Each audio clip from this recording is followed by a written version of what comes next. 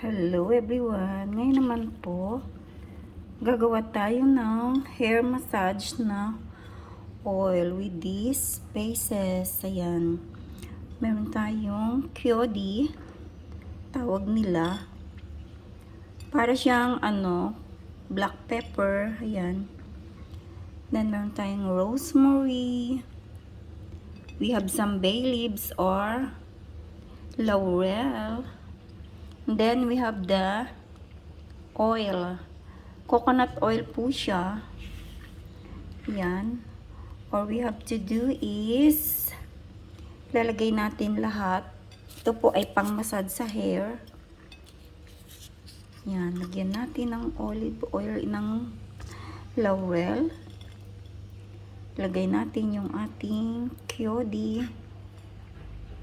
Yan. Meron pong nabibiling ganyan sa supermarket. Ganito po siya. Ayan ang laman niya. Then we're gonna add some rosemary.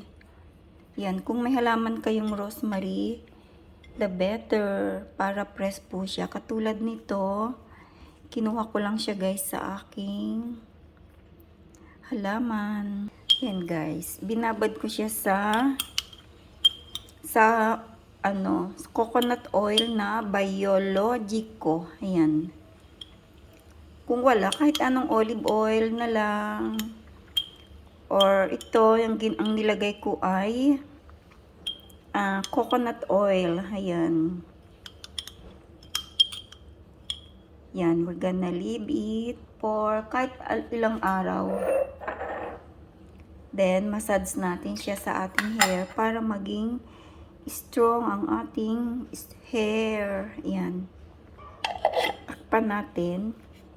At yan ang gagamitin natin before shampoo. Ayan, pag maliligo tayo.